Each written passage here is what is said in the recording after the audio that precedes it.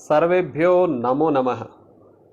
अहं डॉक्टर सत्यपालः अत्र भवतां सर्वेषां पुनरेकवारं स्वागतं करोमि। अद्य वयम् एकादशी कक्षायाः भास्वती प्रथमो भागः इति पुस्तकस्य प्रथमपाठस्य 10, 11, 12 च श्लोकं पठामः। इतः पूर्वं वयं चतुर्षु भागेषु अस्य पाठस्य 15 श्लोकानां गायनं कृतवन्तः, अथ च 1 तः 9 पर्यन्तं श्लोकानाम् अध्ययनं कृतवन्तः। अस्मिन् भागे वयं 10, 11, 12 श्लोकं च पठामः। आगम्यतां पठामः। 10 श्लोकः। एकोऽप्यमात्यो मेधावी शूरो दक्षो विचक्षणः राजानं राजपुत्रं वा प्रापयेत् महतीं श्रियम्। अस्य अन्वयः एकः अपि मेधावी शूरः दक्षः विचक्षणः अमात्यः राजानं राजपुत्रं वा महतीं श्रियं प्रापयेत्। संधिच्छेदः। एकोपमात्यो मेधावी, एकः अपि अमात्यः मेधावी। शूरो दक्षो विचक्षणः, इसका संधि विच्छेद शूरः दक्षः विचक्षणः। अब इसमें कुछ पद हैं जिनके अर्थ आपको जान लेने चाहिए इस श्लोक को समझने के लिए। अमात्यः मंत्री, मेधावी बुद्धिमान मतिमान बुद्धि से युक्त, शूरः वीरः पराक्रमी, दक्षः कुशलः निपुणः, विचक्षणः विवेकी, श्रियम लक्ष्मी। ये इसका अन्वय संधि छेद और शब्दार्थ हैं। अब इस श्लोक की व्याख्या को हम देख लेते हैं। व्याख्या। रामः भरतम अवबोधयति, राम है राम भरतम भरत को अवबोधयति समझाते हैं यत् बहूनाम मंत्रिणाम आवश्यकता नास्ति, बहुत मंत्रियों की आवश्यकता नास्ति नहीं है। एकः अपि मंत्री पर्याप्तम अस्ति, एकः अपि मंत्री पर्याप्तम अस्ति, पर्याप्त है एक मंत्री भी। यदि वो कैसा हो, मेधावी अर्थात बुद्धिमान हो, मतिमान हो, शूरः अर्थात वीरः पराक्रमी, पराक्रमी हो, वीर हो, दक्षः अर्थात कुशलः निपुण हो, कार्य करने में कुशल हो, विचक्षणः अर्थात विवेकी, विवेकी क्या होता है, सत्यम असत्यम च न्यायम अन्यायम च विज्ञाय निर्णयम कर्तुम समर्थः भवेत्। जो सत्य और असत्य, न्याय और अन्याय, सही और गलत का निर्णय करके, जान करके निर्णय करने में समर्थ हो जाए, तरही, अगर ऐसा है तरही तो स एक एव अमात्यः, वो एक ही अमात्य या मंत्री, राजानम नृपम, राजा को राजपुत्रम वा अथवा राजपुत्र को सर्व प्रकारेण कल्याण युक्तम करोति, सब प्रकार से कल्याण युक्त कर देता है। यद्यपि राज्ये अनेकानि अन्यानि कार्याणि भवन्ति, यद्यपि राज्य में अन्य भी अनेकानि कार्याणि भवन्ति, अनेक कार्य होते हैं, तेषां कृते उनके लिए, मंत्रिणाम अपेक्षा वर्तते, मंत्रियों की अपेक्षा है, मंत्री चाहिए, परम यत्र गोपनीयः विषयः भवेत्, परंतु जहां गोपनीय विषय हो तत्र उपर्युक्तै गुणै, उपरी उक्तै, ऊपर जो कहे गए हैं ऐसे गुणों के से युक्तः मंत्री एव परामर्शनीय, ऐसे मंत्री से परामर्श करना चाहिए। अब इस श्लोक का अन्वय की दृष्टि से सीधा सीधा जो अर्थ होता है, सरलार्थ, उसे हम देख लेते हैं। एकः अपि मेधावी, एक है अकेला, अपि भी अकेला भी, कैसा, मेधावी जो बुद्धिमान है, मेधा है जिसमें, मेधा से युक्त है, शूर है जो पराक्रमी है, दक्ष है जो कुशल है, विचक्षण है जो विवेकी है, अमात्य है मंत्री। एक मंत्री ऐसा, एक भी ऐसा मंत्री हो तो वो क्या करता है, राजानम राजपुत्रम वा, राजा को अथवा राजपुत्र को, राजा अगर सिंहासन पर है तो उसको, अथवा राजपुत्र सिंहासन पर है तो उसको महतीम श्रियम प्रापयेत, महान लक्ष्मी, बहुत लक्ष्मी कल्याणकारी सिद्धियों को प्राप्त कराता है। ये इस श्लोक का अर्थ हो जाता है। अब इस श्लोक के जो प्रश्न बनते हैं उन प्रश्नों पर हम विचार करते हैं। प्रश्नः 10वां श्लोक है, एक पदेन उत्तरत्। विद्वान अमात्यः, जो विद्वान अमात्य है, नृपम किम प्रापयेत, नृपम राजा को किम प्रापयेत, क्या प्राप्त कराता है, श्रियम, क्या प्राप्त कराता है, श्रियम, लक्ष्मी। शूरः दक्षः च, जो शूरवीर है, दक्ष है, ऐसा मंत्री, कति पर्याप्तम, कितना, कति कितने पर्याप्त हैं, कितने ही पर्याप्त हैं, कितने चाहिए मंत्री ऐसे अगर हो तो, एकः। पूर्णवाक्येन उत्तरत्। विचक्षणः मंत्री कम महतीम श्रियम प्रापयेत, विचक्षण जो मंत्री, विवेकी जो मंत्री होता है, वो किसको महतीम श्रियम, महान लक्ष्मी प्राप्त कराता है, राजा को या राजपुत्र को। तो वही लिखेंगे, विचक्षणः मंत्री राजानम राजपुत्रम वा महतीम श्रियम प्रापयेत। यथा निर्देशम उत्तरत्, यथा निर्देश में देखते हैं, अस्मिन् श्लोके क्रियापदम किम प्रयुक्तम, क्या क्रियापद है इसमें, क्रियापद, क्रियापद यदि हम ध्यान से देखते हैं तो इसमें है प्रापयेत, प्राप्त कराता है।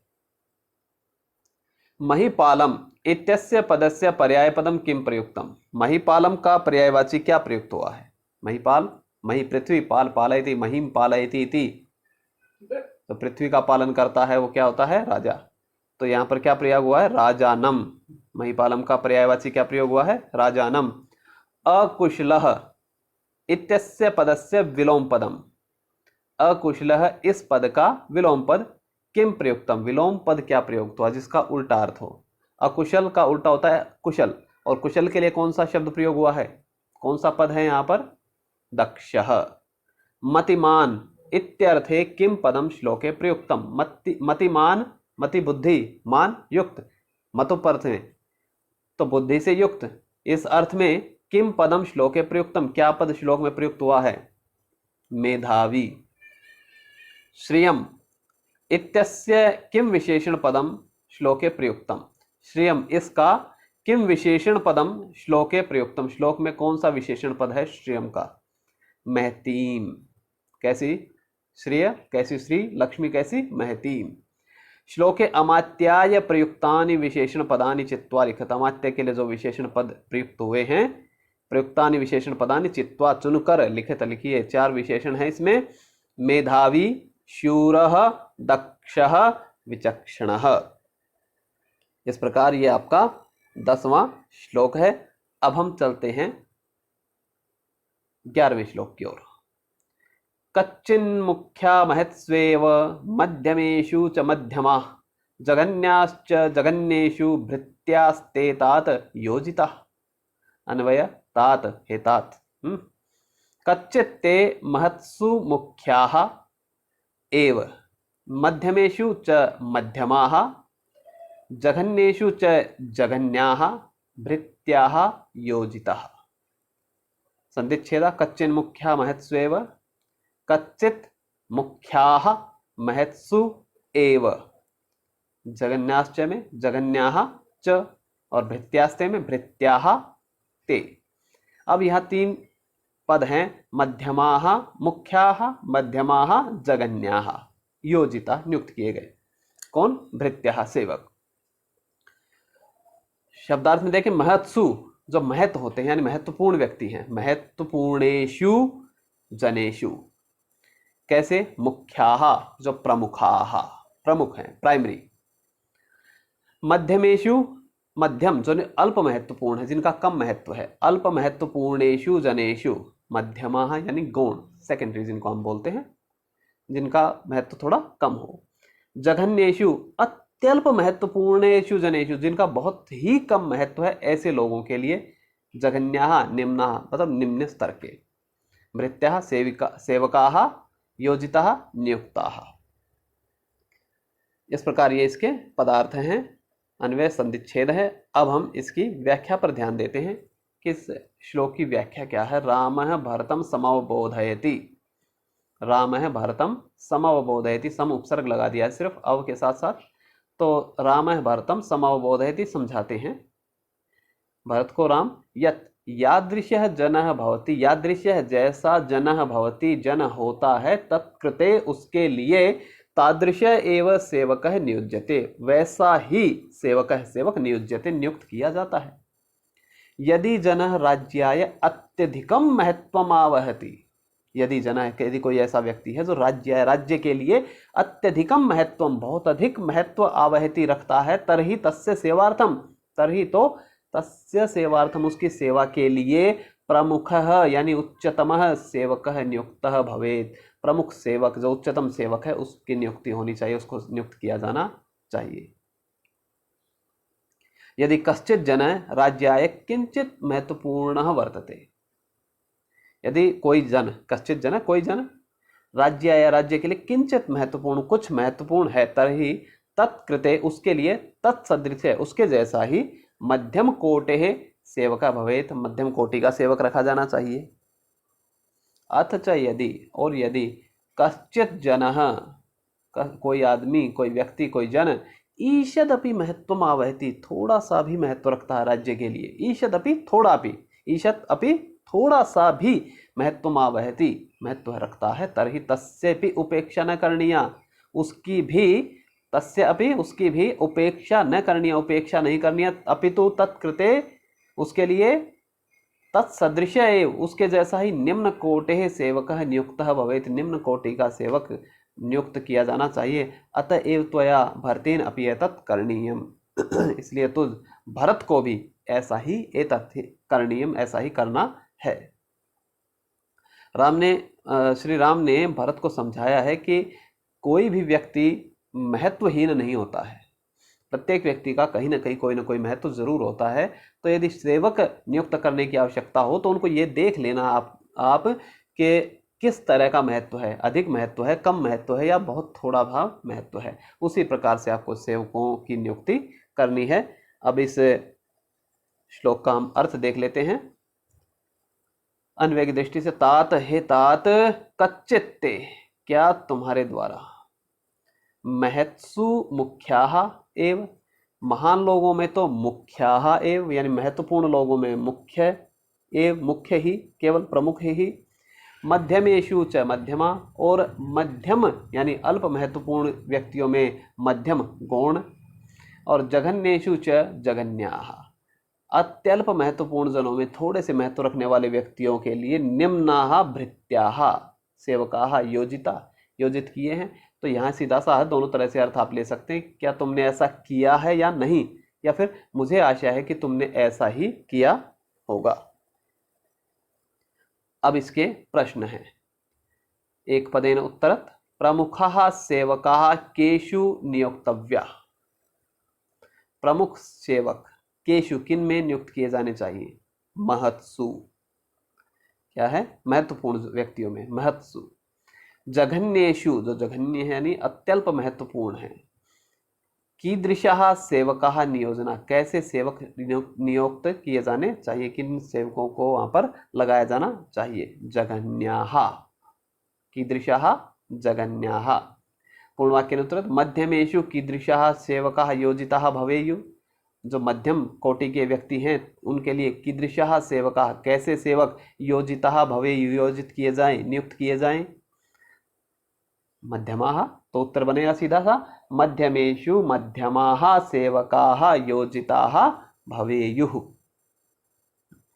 अगला प्रश्न है, अस्मिन् श्लोके तात संबोधन पदम कस्मै प्रयुक्तम, यह तात संबोधन पद है इस श्लोक में, अस्मिन् श्लोके कस्मै प्रयुक्तम, किसके लिए प्रयुक्त हुआ ये तात, तात किसको कहा है, भरत को, तो भरताय, चतुर्थी में उत्तर आएगा भरताय या फिर भरत कृते। अब यथा निर्देशम उत्तरत है, अस्मिन् श्लोके ते सर्वनाम पदम कस्मै प्रयुक्तम, यह जो ते सर्वनाम पद है यह कस्मै प्रयुक्तम किसके लिए प्रयुक्त हुआ है, ते भी किसके लिए है, भरत के लिए प्रयोग हुआ है, तो भरताय या भरत कृते। सेवकाः, दूसरा प्रश्न है, इत्यस्य पदस्य पर्याय पदम किम प्रयुक्तम, सेवकाः का इस पद का पर्याय पदम, पर्यायवाची क्या प्रयुक्त हुआ है, समानार्थक शब्द, सेवकाः का समानार्थक भृत्याः। अगला प्रश्न है, गौणाः इत्यस्य पदस्य विलोम पदम, गौणाः का विलोम पद, गौण का विलोम पद क्या प्रयुक्त हुआ है? मध्यमाः। अगला प्रश्न है, गौणा का विलोम पद क्या प्रयुक्त हुआ है? नहीं, पर्याय पद, गौणा का पर्यायवाची क्या प्रयोग हुआ है?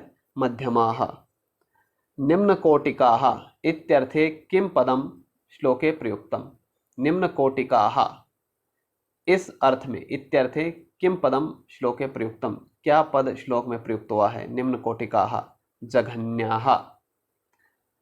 अपवारिताः इत्यस्य पदस्य विलोम पदम किम प्रयुक्तम? अपवारिता अपवारित किया जाए, हटा दिए जाए, इस पद का विलोम पद, हटाना, हटाने का उल्टा नियुक्त करना, लगाना, तो यो इसकी जगह पर क्या प्रयुक्त हुआ है? योजिताः। क्या प्रयुक्त हुआ है? योजिताः विलोम पद। श्लोके भृत्येभ्यः प्रयुक्तानि विशेषण पदानि चित्वा लिखत। श्लोक में भृत्य जो है उसके लिए जो विशेषण पद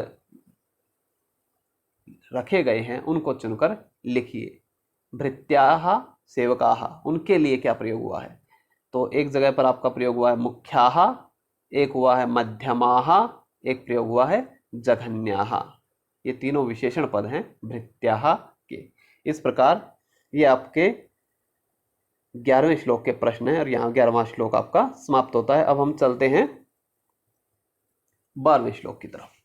12वां श्लोक है, अमात्यानुपधातीतान् पितृपैता महान् शुचीन् श्रेष्ठान् श्रेष्ठेषु कच्चित् त्वं नियोजयसि कर्मसु। अन्वय यदि करेंगे तो हम संधि विच्छेद अलग अलग करके हम अन्वय लिख देते हैं।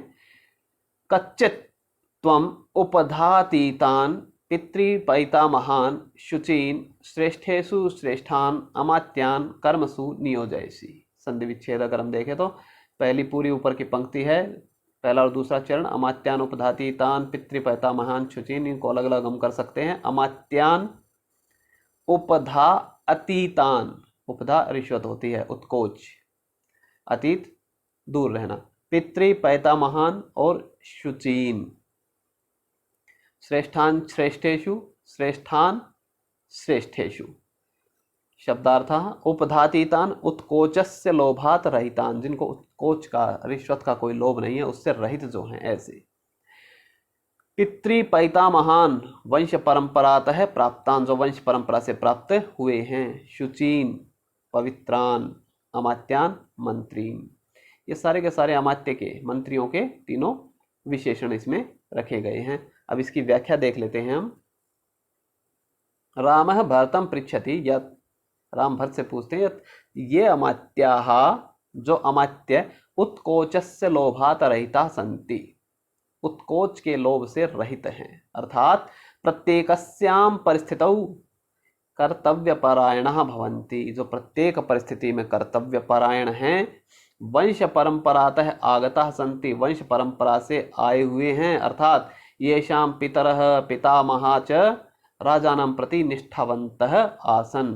येषां पितरः, जिनके पिता, पितामह और दादा इत्यादि, राजानां प्रति, राजाओं के प्रति, निष्ठावन्तः आसन, निष्ठावान रहे हैं। पवित्राः अर्थात शुद्धांतकरणाः, शुद्धांतःकरणा, जो अंतःकरण जिनका शुद्ध है, ऐसे संति, ऐसे हैं जो इस प्रकार के हैं। अथ च, और भी, ये श्रेष्ठेषु अपि श्रेष्ठाः संति, जो श्रेष्ठों में भी श्रेष्ठ हैं। एक तो वह श्रेष्ठ, इष्ठन प्रत्यय लगा हुआ है, जो सुप्रीम के लिए आता है, सबसे ऊपर के लिए आता है, लेकिन उन सबसे ऊपर वाले मंत्रियों में जो श्रेष्ठ हैं, जिनको आप श्रेष्ठ कह रहे, उनमें भी जो श्रेष्ठ, यानी जो सबसे अधिक श्रेष्ठ हैं, ऐसे।